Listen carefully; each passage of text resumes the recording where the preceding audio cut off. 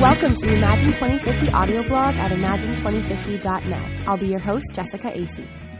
Bullying in American schools is nothing new, but it has once again taken the national stage as Mentor High School outside of Cleveland, Ohio, faces lawsuits from 3 families whose children committed suicide after facing endless bullying at school.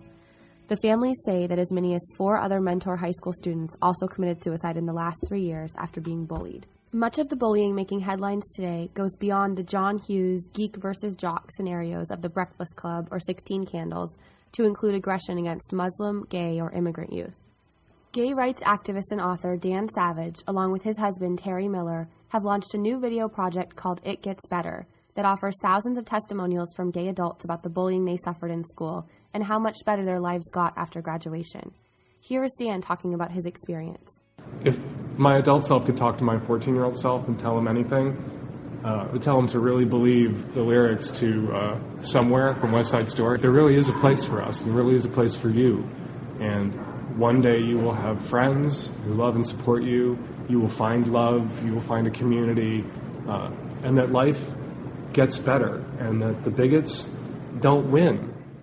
The Obama administration has taken note, too.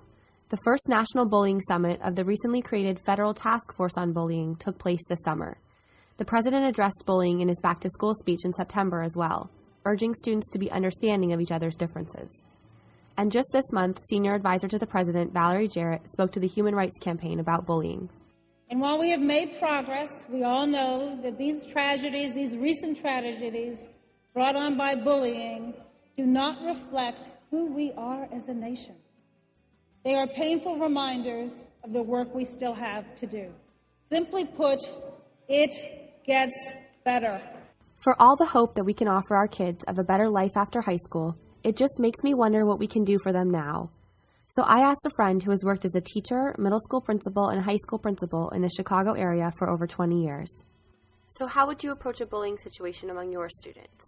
When you look at bullying and you look at trying to stop bullying, what makes it complex is you're really only going to deal with it honestly if you go at inside the bully, the person who's showing a bullying behavior. In the short term, you could prevent it just with authority and sort of metaphorical brute force.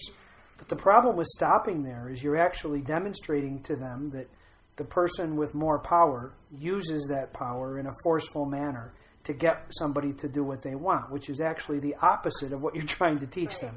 So you know, while you have to keep a kid safe who's being bullied, and you may have to use authority and discipline to do that initially, you can't just stop there. And I think that's the problem, is too many schools and parents, frankly, just stop there.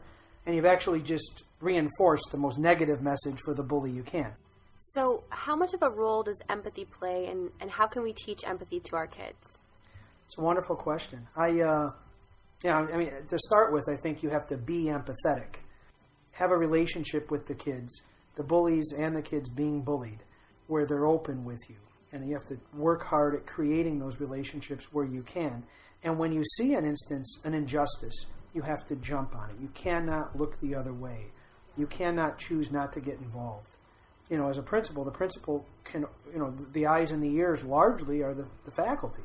So every faculty member has to choose to take an injustice they see and confront it head on. I have power, I have authority, and I stand with the people who could be ready targets. We have to put an end to this crazy idea that abusing our kids is just part of growing up.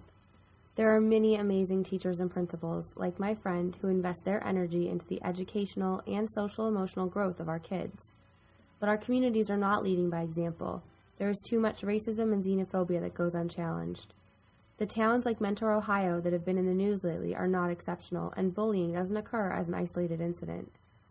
And we can't separate our kids, our schools, or ourselves from this discussion.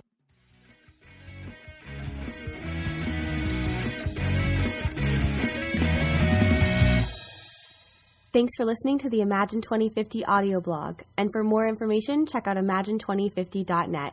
See you next time.